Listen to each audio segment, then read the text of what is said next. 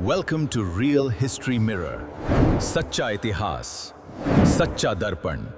नमस्कार, मैं आप सभी श्रोतागण का रियल हिस्ट्री मिरर चैनल में हार्दिक स्वागत एवं अभिनंदन करता हूं। आपके सामने मैं आज एक वीडियो लेकर आया हूं जो चौंकाने वाला वीडियो है और ये देश संबंधी वीडियो है। तो इसका शीर्षक है भारत सिंध।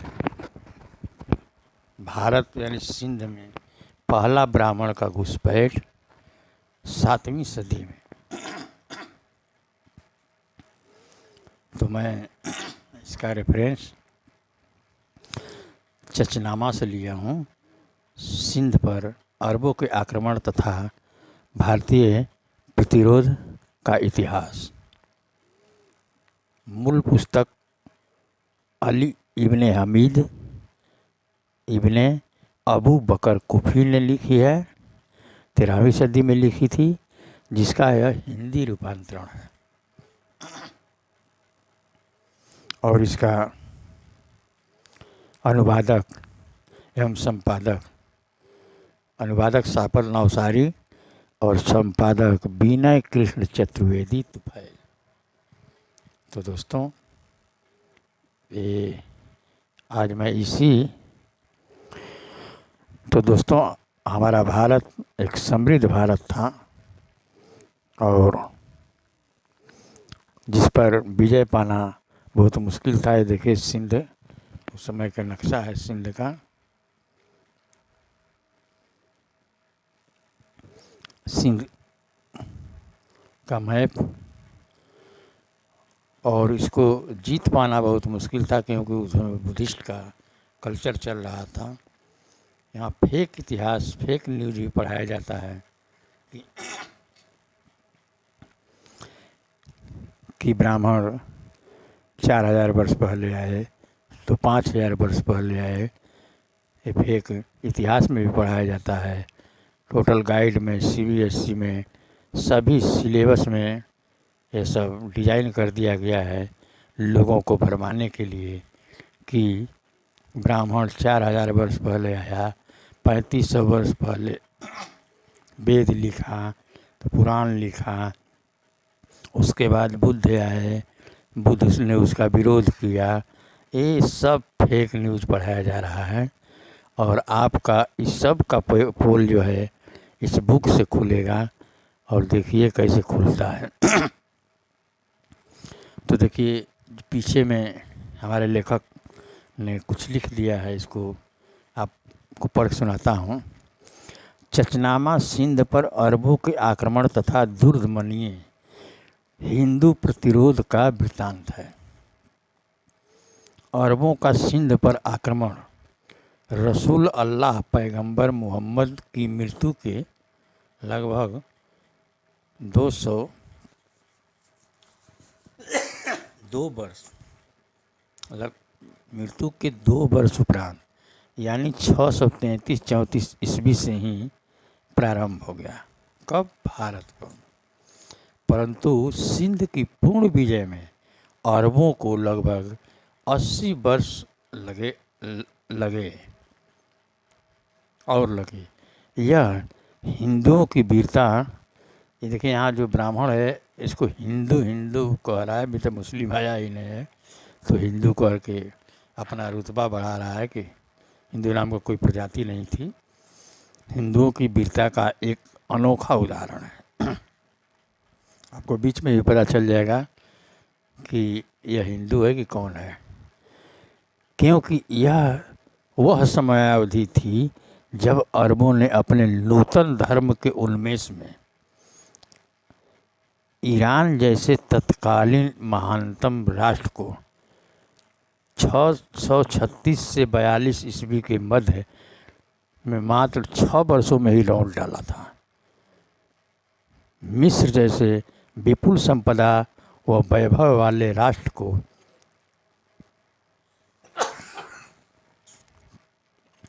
641 से 42 ईस्वी के मध्य मात्र 2 वर्षों में पराभूत कर दिया अनातोलिया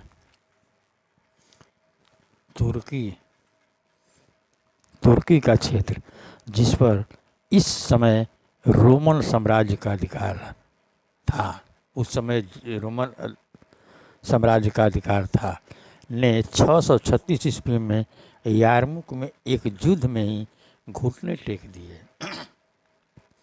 परंतु जब 642 ईस्वी में ईरान विजय के पश्चात सिंध विजय अरबों के लिए अधिक सरल होनी थी, तब मकरान व कीकान के भारतीय जाटों, अब देख लीजिए दोस्तों, यहाँ पर कोई उन लोग का नाम नहीं आ रहा है जो हिंदू नाम है। भारतीय जाटों व मेदों के ने वह काम कर दिखाया जो ईरान, रोम, मिस्र व स्पेन की राजकीय सेना न कर सकी थी। इन मूलतः कृषक जाटों व मेदों की अनियमित सेना ने अरबों का 712 ईस्वी तक अद्वितीय शौर्य के साथ प्रतिरोध किया। 712 में सिंध पर अरबों का आक्रमण सफल होने का कारण भारतीय में वीरता की कमी नहीं थी, वरन वीर जाति के जाटों व मेदों से राजा दाहिर की वितृष्णा थी। राजा दाहिर एक इस का लड़का था, तो यही कारण है। फिर मैं आगे बढ़ता हूँ। तो दोस्तों, मैं मेन मुद्दा पर चलता हूँ कि कैसे ब्राह्मण, एक चच नाम का ब्राह्मण जो पांडे था, न तिवारी था, न कुछ, सब यहूदी है, कैसे घुसा। देखिए, मैं इसमें 5वां अध्याय नंबर का तो है सिंध और हिंद की विजय। अब यहाँ पर ब्राह्मण है तो सिंध भारत लिख रहता है, जम्मू द्वीप लिख रहता है, तो बात अलग है, लेकिन थोड़ा सा अभी तक हिंद लिख रहा है ताकि इस समय इसका अनुवाद हुआ है। विजय सेलज के पुत्र चच और चच के पुत्र राजा दाहिर की कहानी और मोहम्मद बिन कासिम के हाथों मृत्यु, यह बताया गया। लेकिन हम आपको सिंध की राजधानी था। अलौर शहर सिंध के सक्खर के इलाके में पड़ता है। यह शहर आलीशान राजकीय इमारतों और तरह तरह के खूबसूरत बंगलों, उद्यानों, झरनों, घास के मैदानों और हरे भरे वृक्षों से आच्छादित यह एक मनोरम नगरी थी। यह सिंधु नदी मेहरान के किनारे स्थित था। इस खूबसूरत नगरी में एक सहारिस नाम का राजा राज करता था, जिसके पुत्र का नाम राज साहसी था। राजा के पास अकूत संपत्ति थी, काफ़ी कुछ खजाना तो कथित तौर पर भूमि में गड़ा हुआ था। उसके न्याय की चर्चा दूर दूर तक थी। उसकी उदारता और शौर्य की ख्याति पूरे भारत तक थी। दक्षिण में सिंध सागर तक और उत्तर में कुर्दन और बीकानेर के पर्वतों तक थी। उसने 4 राज्यपालों को अपने साम्राज्य के विभिन्न क्षेत्रों में तैनात किया। इन सभी प्रांतों की अपनी अपनी प्रांतीय राजधानियाँ थीं। चारों में से एक राज्यपाल ब्राह्मणाबाद मंसूरा में नियुक्त किया गया। दोस्तों, मैं आप लोग सामने एक बता रहा हूँ कि जो ब्राह्मणाबाद जो है, इसको आप लोग ये न समझे कि कोई ब्राह्मण का पहले से ब्राह्मणाबाद कोई गाँव था। यह बुद्धिज़्म में, बुद्ध धर्म में बमण को ही ब्राह्मण कहा जाता है। और यहाँ जो आज की कहानी है, आज की जो इतिहास है, उसमें इसी शब्द को चुराकर ब्राह्मण शब्द रखा गया है। ताकि ब्राह्मणों को सम्मान मिलता था, ब्राह्मणों को दान एवं उनसे ज्ञान लिया जाता था, वो सम्मानित पद था, तो वही चोरी किया गया है और ब्राह्मण नाम की कोई अलग से नहीं है। तो ब्राह्मणाबाद में नियुक्त किया गया। इस राज्यपाल के पास निम्नलिखित कोट थे, दुर्ग थे: नेरून, देवल, लुहाना, लखा, सम्मा। उपरोक्त क्षेत्रों में बहने वाली नदियों का नियंत्रण भी इसी राज्यपाल अथवा मालिक के पास था। एक दूसरा राज्यपाल सिविस्तान में नियुक्त किया गया, जो पश्चिम में स्थित प्रांतीय राजधानी थी। सिविस्तान की पहचान आज के बलूचिस्तान के सीवी शहर से की जाती है। इसमें निम्नलिखित नगरकोट शामिल थे: लधिया, चिनगान, रोजान का पहाड़ी क्षेत्र जिसकी सीमा मकरान तक थी। तीसरा राज्यपाल अस्कंद नामक प्रांतीय राजधानी में नियुक्त किया गया। इस प्रांत के अंतर्गत निम्नलिखित क्षेत्र थे: बहियाह, अस्तवराह, जझोर और धनोद के कुछ क्षेत्र। चौथे राज्यपाल की नियुक्ति मुल्तान में हुई। इस प्रांत में निम्न क्षेत्र सम्मिलित थे: सिक्का, करंड, इस्तार, कीह जिसकी सीमा कश्मीर तक थी। स्वयं राजा का मुख्य गढ़ आल्होर या आरोर था और उसके सीधे प्रशासन में कुर्दान, किकान और बरहमास थे। हर एक राज्यपाल को समय समय पर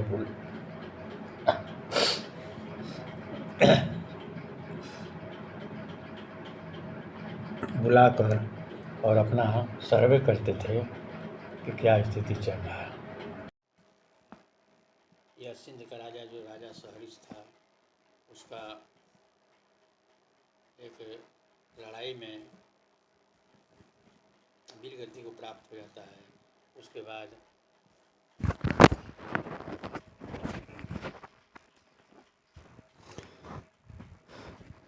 वीरगति को प्राप्त हो जाता है। उसके बाद उनका लड़का पुत्र राज साहसी वहाँ सिंहासन पर यानी राजगद्दी पर बैठता है। नवीन राजा ने पहले चारों राज्यपालों को उनके पदों पर बने रहने की पुष्टि की। उन्होंने आज्ञाकारिता की शपथ ली और अपनी संपत्ति और क्षेत्र पर राजा शासी का अधिकार माना। इन सभी सामंतों में से किसी एक ने भी राजा के प्रति किसी भी प्रकार का विद्रोह का भाव नहीं रखा। अपने रौब और उदार नीतियों के चलते राजशासी ने संपूर्ण राज्य को अनुशासन में रखा। राजा की प्रजा और देश के मूल निवासियों ने सम्मान और सुख का जीवन जिया। इस राजा का एक महामंत्री था जिसका नाम राम था। राम को इस सुशासन के सारे ढंग भली भांति मालूम थे। राम का प्रशासनिक नियंत्रण सराहनीय था। उसके विरोध में या प्रतिस्पर्धा में कोई न था। राज्य का मंत्रिमंडल पूरी तौर पर उसका ताबेदार था और उसकी सूझबूझ का कायल था। राजशासी भी राम की योग्यता का सम्मान करता था और उसने कभी भी उसकी सलाह को निरस्त नहीं किया।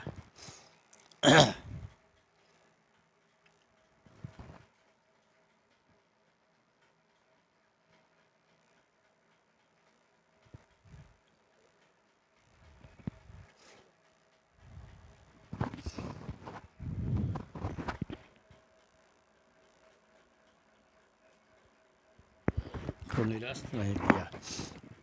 तो चलिए दोस्तों, अब आ जाते हैं सेलज के पुत्र चच का आना और महामंत्री राम की स्तुति करना। एक दिन जब महामंत्री राम अपने कार्य स्थान पर आए तो एक ब्राह्मण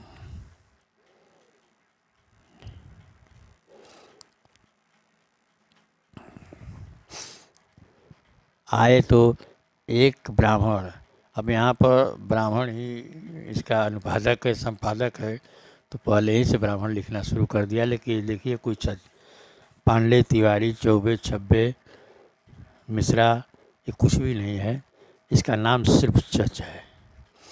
तो उनकी प्रतीक्षा में उस ब्राह्मण ने राम की प्रशंसा करनी प्रारंभ कर दें। राम माने मंत्री का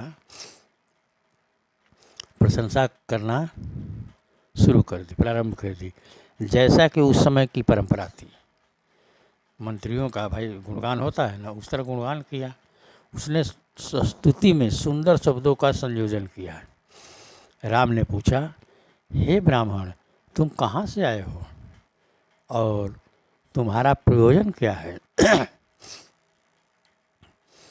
ब्राह्मण ने उत्तर दिया, मैं सेलज का पुत्र चच हूँ। मेरे पिता और भाई जंदब एक मंदिर में रहते हैं। अब तो यहाँ लिख दिया है अनुवादक, लेकिन मंदिर नहीं था उस समय, वो बौद्ध विहार ही था, जो अलौर के पास है। हम लोग सदैव राजा साहसी और मंत्री राम के उज्जवल भविष्य के लिए मंगल कामना करते हैं। मैंने सोचा कि क्यों न मैं आपसे मिलूं और अपने योग्यता के अनुसार किसी पद की याचना करूं, क्योंकि सुंदर भविष्य की चाबी है और शब्दों के प्रभाव से बड़े बड़े दुष्कर कार्य भी संपन्न हो जाते हैं।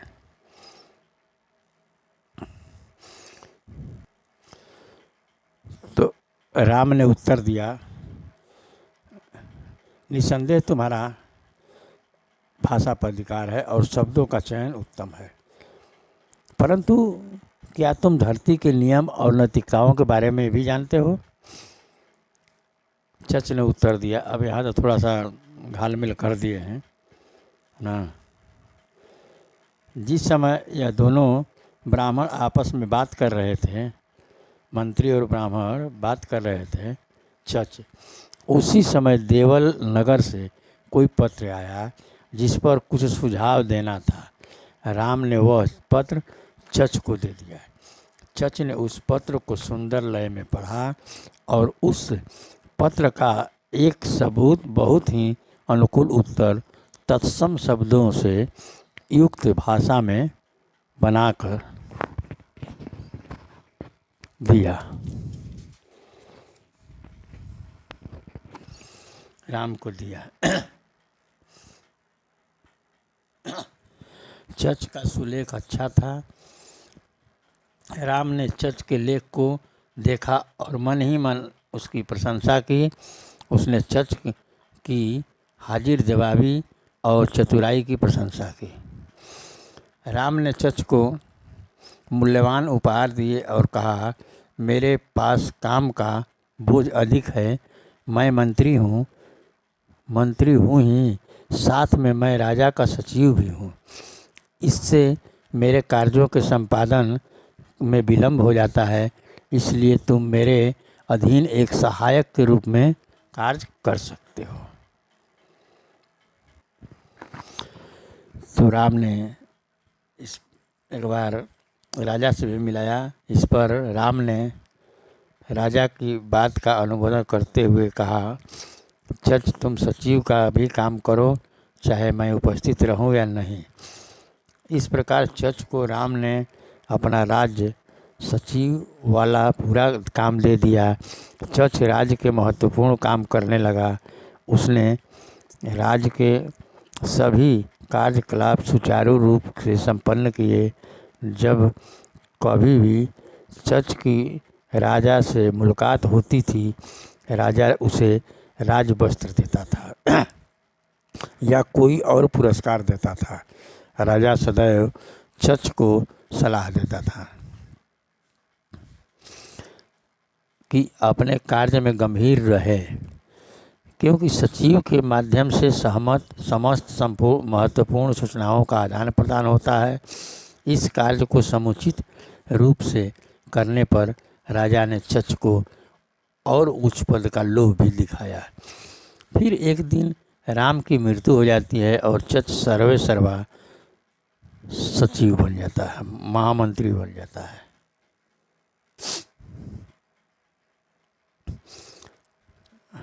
चच को महामंत्री और सचिव का पद मिलना। राम की मृत्यु के उपरांत राय साहसी ने चच को बुला भेजा और उन्हें सचिव और महामंत्री के पद से विभूषित किया। चच ने जनता के साथ दया और ममता का व्यवहार किया।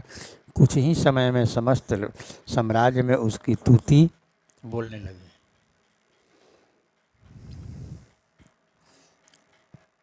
उसकी स्तुति बोलने लगी। उसने सचिव और महामंत्री दोनों के पद के साथ न्याय किया। एक दिन राय साहसी अंतपुर में अपनी परम प्रेयसी एकमात्र रानी सुहांदी के साथ बैठा हुआ था। इस श्रेष्ठ अंगों वाली परम सुंदरी नव यौवना का राजा के ऊपर गहरा प्रभाव था। राजा उसके साथ सुखमय जीवन व्यतीत कर रहा था। उसी समय महामंत्री व सचिव चच के द्वार पर आया। उसने एक संदेशवाहक के माध्यम से राय साहसी को संदेश भेजा कि वह राजा से किसी आकस्मिक कार्यवश मिलने आया है और राजा को महत्वपूर्ण सूचना से अवगत कराना चाहता है। यदि राजा के पास अवकाश हो तो संपूर्ण मसले को राजा को अधोपांत सुनाया जाए।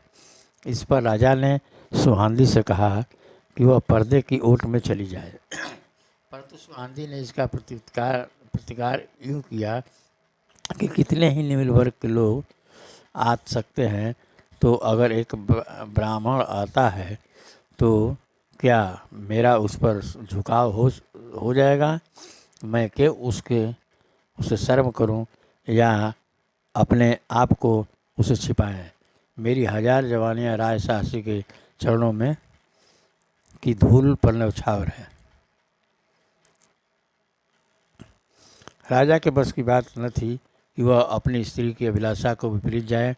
जब भी रानी किसी बात को कि जिद कर लेती थी तो राजा को मानना पड़ता था। तो दोस्तों, राम आया और सामने अपना जो दिखाना था वो दिखाया। उसके बाद वो चला गया। वहाँ से जब चला गया तो जब नैनों से, अब देखिए अभी दोनों इतना लालची हरामी कुत्ता बेईमान होता है, ये लोग का नीच विचार। अब देखिए रानी को देखा, जब नैनों से भाव का आदान प्रदान प्रारंभ हुआ तब हृदय में रोक लगा पाना संभव नहीं हो पाया। राय साहसी को इसका बिल्कुल गुमान था।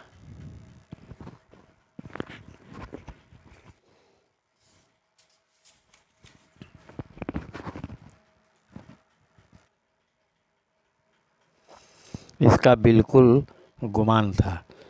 कुछ राज दरबारी अवश्य थे जो उनकी नज़रों में कुछ देखते थे, परंतु प्रमाण न होने के कारण शांत रहते थे। मतलब ये हुआ कि राजा साहसी के महल में एक बार यह चच नाम का जो तथाकथित ब्राह्मण गया और रानी को देखा। उसके बाद नैन मटक्का अपना शुरू हो गया। तो यहाँ पर लिख रहे हैं कवि कि कुछ राज दरबारी अवश्य थे जो उनकी नज़रों में देखते थे, परंतु प्रमाण न होने के कारण शांत थे। आखिरकार कुछ लोगों ने हिम्मत करके राजा को यह बातें बताई, लेकिन राजा ने उस पर कान नहीं किया और कहा कि उसके अंतःपुर में ऐसी घटनाएं नहीं घट सकती और सचिव चच का इतना कृतज्ञ नहीं हो सकता ऐसा घृणित कार्य नहीं कर सकता। इस तरह समय के साथ संपूर्ण साम्राज्य चच के नियंत्रण में आ गया और उसने जो कुछ भी किया वह राजा ने अनुमोदित ही किया। राजा स्वयं कोई भी संदेश उसके बिना मशवरे के पारित नहीं करते। इस प्रकार से चच के द्वारा विस्तृत हर आदेश का चाहे वह नकारात्मक हो या सकारात्मक, पालन हर किसी के लिए अनिवार्य हो गया।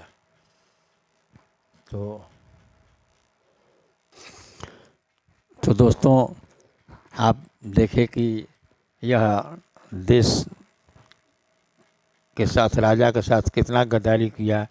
उसके पत्नी को के साथ अपना नयन मटक्का यानी प्रेम व्यवहार करके राजा को हर तरह से माने मजबूर कर दिया और रानी को अपने बस में कर लिया।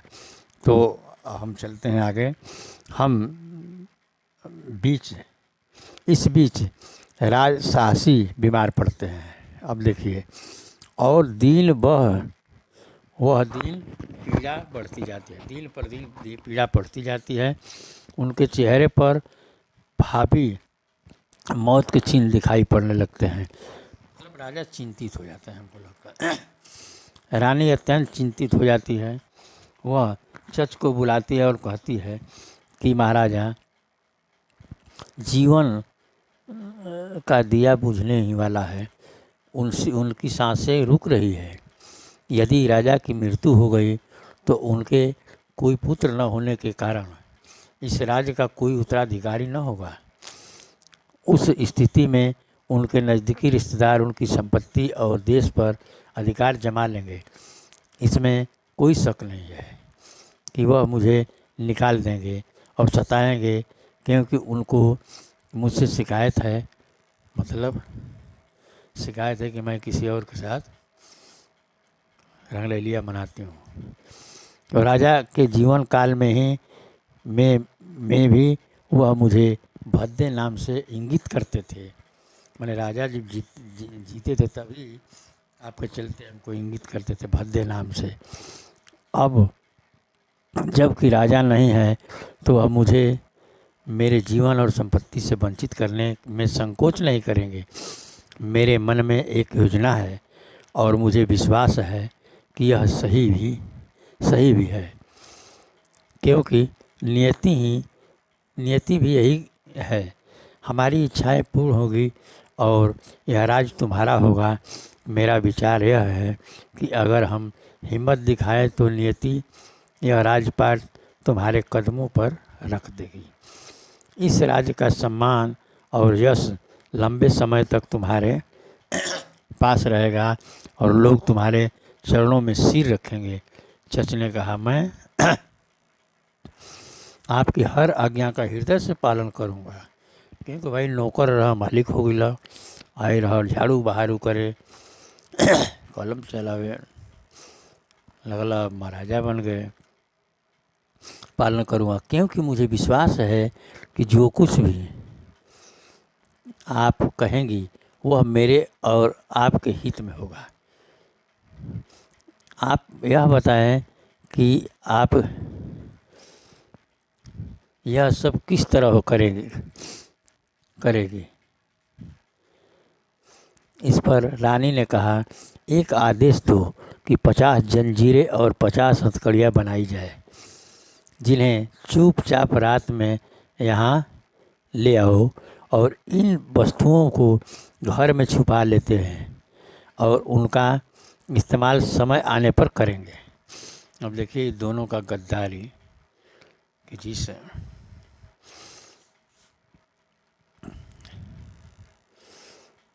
समय आने पर करेंगे। इसके बाद चच के आदेशानुसार भारी जंजीरें और बेड़ियां बनवाई गई, जिनको रात के अंधेरे में अंतःपुर लाया गया और एक कोने में छुपाकर रख दिया गया। इस तरह चरित्रहीन रानी चच के मन को दूषित करने के प्रयास में लगी थी। उधर राजशाही का अंतिम समय था आ गया और मृत्यु आ पहुंची। वैद्यगण अपने स्थान से उठे और बाहर जाने को उद्यत हुए। मतलब कि राजशाही का मृत्यु हो गया और वैद्य लोग बाहर जाने लगे, परंतु रानी सुहांदी ने उनसे अपने स्थान पर ही रहने के लिए कहा। मतलब कहा कि आप लोग बाहर मत जाइए। उसी समय उन्होंने अपने विश्वासघात नौकर से कहा कि राजा को अंतःपुर के एक कमरे में ले जाया जाए, मतलब और अंदर कमरे में ले जाया जाए। उस कमरे का दरवाज़ा बंद कर दिया जाए, जिससे शहर में किसी को यह सूचना न मिले कि राज शासक की मृत्यु हो चुकी है। फिर उसने अपने बहुत सारे अनुयायियों को और सेवकों को बुलाया। जब यह सारे लोग आ गए तो फिर नौकरों से दोबारा कहा कि राजा के नज़दीक के रिश्तेदारों को बुला लें और राजगद्दी के दावेदार हो सकते हैं। इन रिश्तेदारों को उसने एक एक कर के नाम लेकर बुलाया। जैसे ही वह राजा से मिलने के लिए गया, रानी के विश्वास पात्र नौकरों ने उन सभी रिश्तेदारों को एक एक करके जंजीरों और बेड़ियों में जकड़ दिया। इस प्रकार सारे बेहद नज़दीकी रिश्तेदार बेड़ियों में जकड़ दिए गए, जिनकी संख्या 50 से कम ही रही होगी। ज्ञातव्य रहे कि रानी ने 50 जंजीरें और 50 बेड़ियाँ की व्यवस्था ही की थी। दोस्तों देखिए, ये हमारे भारत के साथ गद्दारी है। और ये नौकरी करने वाला चकमुंडी ब्राह्मण तिवारी फिवारी पांडे कुछ भी नहीं लिखा है, लेकिन आकर नौकरी करने वाला देखिए कैसे हमारे राजा साहसी के राज्य को हड़पने के लिए कैसे लोगों को यहाँ खेल खिला रहा है। तो इसके बाद 50 बेड़ियाँ का ही व्यवस्था की थी। इसके बाद रानी ने राजा के उन रिश्तेदारों को बुलवाया जो गरीब और ज़रूरतमंद थे।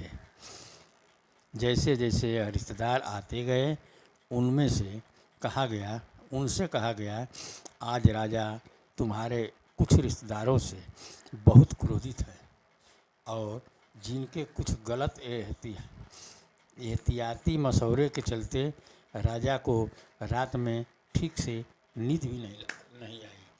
इसलिए उसने उन रिश्तेदारों को जंजीरों में पकड़ लिया है। अगर तुम निर्धनता और भूख से निकलकर धन संपत्ति के बल पर शक्ति प्राप्त करना चाहते हो तो उस कमरे में जाओ और अपने एक धनवान रिश्तेदार को, जिसने राजा को तंग किया है, मार डालो, सर काट डालो। इसके बाद उस रिश्तेदार का घर और संपत्ति तुम्हारी होगी। वाह, देख लीजिए, यह है जो आज के आधुनिक तथाकथित ब्राह्मण, जो आज ब्रह्मा विष्णु शिव शंकर सबका शक्ति बैठे हुए हैं। इनकी ये कहानी है और एक गद्दारी है। और ये कहते हैं कि ब्रह्मा ने आकर मुँह से हक दिया तो ये लोग पैदा हो गए, ये तुम्हारे हो जाएंगे। अब देखिए कहानी पर, यह एक घिनौनी चाल थी, मगर धन के लोभ में गरीब रिश्तेदारों ने अपने ही अमीर रिश्तेदारों को मार डाला और उनकी संपत्ति, पशु, धन और घर के मालिक बन बैठे। इस तरह से एक ही रात में राजशाही ने के सभी वह रिश्तेदार जिनकी संख्या 50 से कुछ कम थी और जो गद्दी के दावेदार हो सकते थे, मौत की नींद सुला दिए गए। इस कृत्य के उपरांत रानी का मन अपने संभावित दुश्मनों की ओर से निश्चित हो गया। अब राज्य के में सिंहासन के लिए कोई प्रतिद्वंदी नहीं रह गया।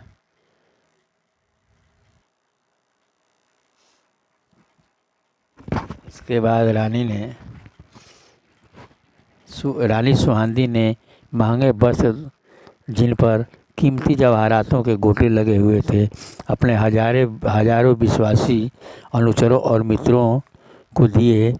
यह वह लोग थे जो अपने अपने जातियों के प्रमुख थे, अपनी जातियां सेनाओं के प्रमुख थे। उसी समय रानी ने राजमुकुट, चच के सर पर पहना दिया और उसे सिंहासन पर बैठा दिया। समस्त उपस्थित लोग अत्यंत संतुष्ट थे।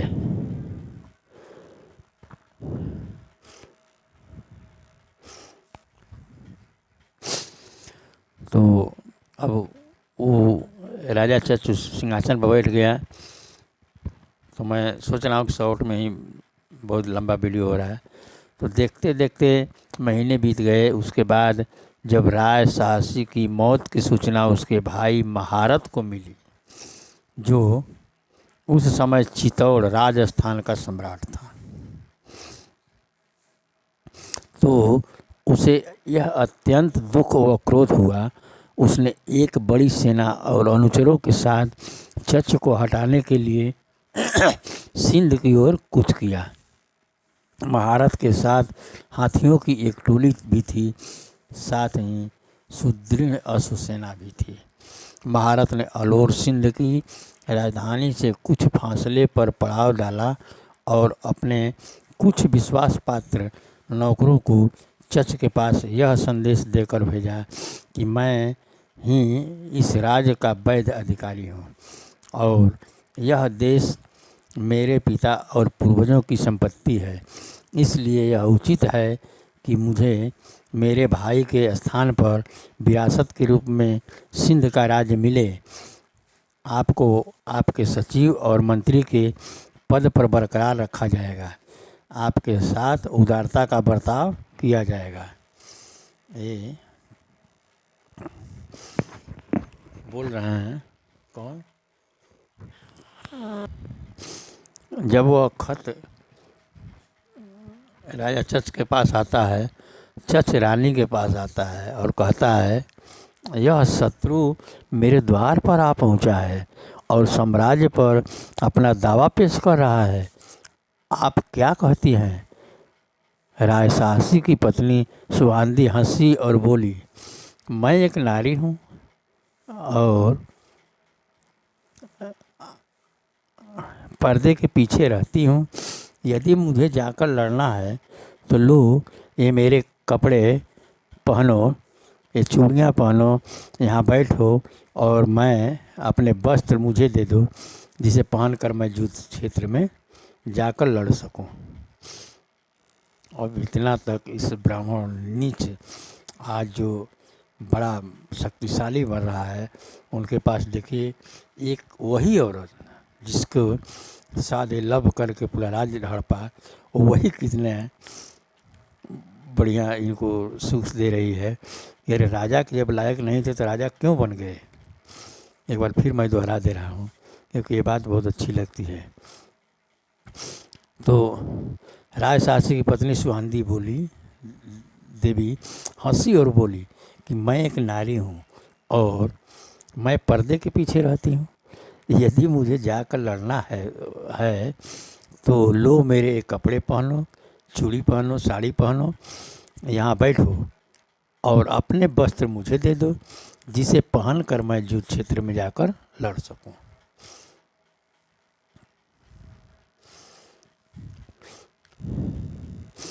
क्या तुमने नहीं सुना कि विद्वान लोगों ने कहा है कि यदि किसी को उच्च पद की जिम्मेदारी दी जाती है तो वह उसके कुशलता से और योग्यता से तभी कर सकता है जब वह उस पद के अनिवार्य कौशल और ज्ञान हासिल कर ले। जब यह साम्राज्य तुम्हारे भाग्य से आ गया तो तुम्हें मेरी सलाह की आवश्यकता है। क्या आवश्यकता है? अपनी कमर कस लो और एक शेर की तरह युद्ध क्षेत्र में कूद पड़ो, एक वीर की तरह आगे बढ़ो और अपने शत्रु को पराजित करो, क्योंकि सम्मानित मृत्यु एक घृणित जीवन से बेहतर होती है। तुम्हारे पास हाथी है, सेना है, अश्व है और विश्वासी अनुचर हैं। जाओ और शत्रु के शिविर में हलचल मचा दो, एक पुरुष की तरह आगे बढ़ो। रानी सुहांदी के वचनों से अत्यंत शर्मिंदा हुआ। उसने वीर का वस्त्र धारण किया और अपनी सेना को सुसज्जित करके महारथ के सामना करने के लिए रण क्षेत्र में आगे बढ़ा। उसने इस समय एक होशियारी का काम लिया। जेल से उन बंदियों को मुक्त किया जो युद्ध कला में सिद्धहस्त थे। उन्हें कुछ इनाम इत्यादि देकर खुश भी किया और युद्ध क्षेत्र में चलने के लिए राजी किया। उधर महाराणा महारथ ने अपनी सेना के केंद्र वाम दक्षिण पक्ष की टुकड़ियों में विभाजित कर रखा था। इसके अलावा इसमें एक अग्रिम पक्ष, एक पृष्ठ पक्ष भी था। चुने हुए वीर अग्रिम पक्ष में रखे गए। युद्ध की शुरुआत हुई। दोनों ओर ही वीर सैनिकों की टुकड़ियां थी। दोनों पक्ष के तमाम योद्धा खेल रहे थे। महारथ को निर्दोष वीरों का इस मृत्यु की गोद में सामना ठीक नहीं लगा। उन्होंने एक प्रस्ताव रखा। उन्होंने चर्च के पास युद्ध के दौरान संदेश प्रेषित किया, मैं और तुम दो ही सामान्य साम्राज्य के दावेदार हैं। चलो हम तुम आपस में संघर्ष कर लें और जो जीते उसी का राज होगा। तो चर्च ने इस पर जवाब दिया कि मैं एक ब्राह्मण हूँ, इसलिए मैं तुम लोगों की तरह घोड़े की पीठ पर बैठकर नहीं लड़ सकता। तुम धरती पर आकर लड़ो और मुझे झुका दो। चित्तौड़ के महाराणा को अपनी वीरता, शारीरिक बल पर पूरा भरोसा था। उसने सोचा, एक ब्राह्मण उसका सामना किस तरह कर सकता है। मैं उसका सिर एक चिड़िया की तरह पकड़ लूँगा और पल भर में धड़ से अलग कर दूँगा।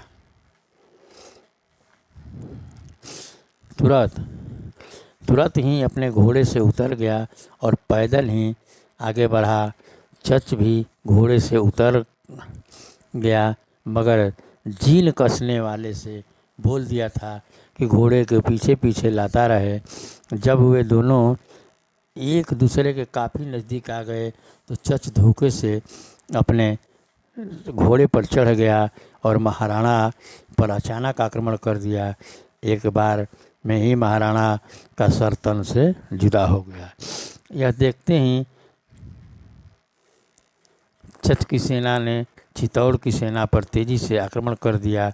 राजा के पराभव से हतोत्साहित चित्तौड़ की सेना भाग खड़ी हुई। कुछ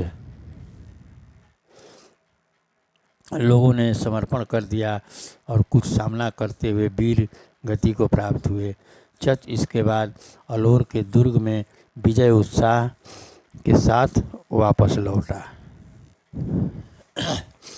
चच महारानी का सुहांदी के साथ विवाह। जब यह जीत हासिल हो गई तब रानी ने सभी सामंत व अलौर शहर के गणमान्य लोगों को बुलवाया और जब वे सभा में उपस्थित हुए तो रानी ने उनसे कहा, क्योंकि राय साहसी की मृत्यु हो चुकी है,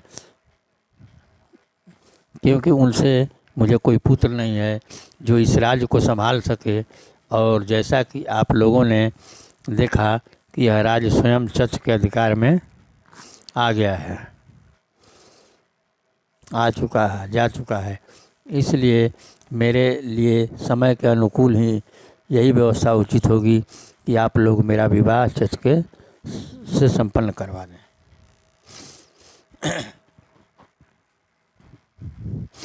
इस बात पर सभी सामंत गणमान्य लोग सहमत हुए। वे सभी लोग राजभवन में एकत्र हुए और विधिवत चच का विवाह रानी सुहांदी से हो गया। समय के साथ चच और सुहांदी के 2 पुत्र हुए। समय के साथ रानी सुआंदी के 2 पुत्र हुए, जिनका नाम दाहिर और दाहर सियाह था। एक पुत्री भी हुई जिसका नाम बाई था। इन 3 संतानों ने के जन्म के अवसर पर ज्योतिषियों से कुंडली बनवाई गई। उस पर सभी ग्रहों और दशाओं की समीक्षा की गई। ज्योतिषियों ने बताया कि दोनों पुत्र कुछ समय के लिए सिंध के राजा बनेंगे। पुत्री के बारे में तो उनका कहना था कि वो राजधानी से बाहर नहीं जाएगी और कोई भी उससे विवाह करेगा वह एक छत्र सम्राट बनेगा। वह सिंध के समस्त क्षेत्र का स्वामी होगा। जब ज्योतिषियों ने इस प्रकार पुत्री का भविष्य बताया तो चच ने उनसे कहा कि इस भविष्यवाणी को गुप्त रखें। तो दोस्तों, बहुत लंबा वीडियो हो जाएगा, इसलिए मैं सोचता हूँ कि अब इतना ही पर इसको समाप्त करें, ताकि एक सीरीज नहीं 2 सीरीज में हम लाएंगे इसको। तो आपने देखा कि यह जो ब्राह्मण नाम का दीमक जो है, कैसे ब्राह्मण नाम का नहीं, ये चच नाम का दीमक कैसे ब्राह्मण का चोला पहनकर, ब्राह्मण का चोला, ब्राह्मण का चोला पहनकर नौकरी करने आया और कैसे उस राजा के साथ गद्दारी किया, रानी को फंसाया। उसके बाद राजा की हत्या का साजिश रचा। पहले तो सर वैसे जड़ी बूटी ही दे दिया जाता था, कुछ दिन में आदमी मर जाए भूखते भूखते। हमको लगता है कि वही काम ये किए हैं। उसके बाद उसके रिश्तेदारों को हथकड़ी बीड़ी में जड़ना, जो करना। तो मैं विशेष क्या बताऊं, आप लोग ऐसे इस गद्दारी की से आप समझ गए होंगे कि हमारे देश के ब्राह्मण पहले भी शुरुआते से कैसे आदमी हैं। और अब अगला कहानी आपको मिलेगी। इनका जब इनका शासन हुआ तब इन्होंने क्या अपना चच स्मृति या मनुस्मृति किस आधार कैसे लागू किया, अगला सीरीज वही मैं लेकर आऊँगा। तो धन्यवाद, कृपया अपना ख्याल रखें। Welcome to real history mirror, सच्चा इतिहास, सच्चा दर्पण।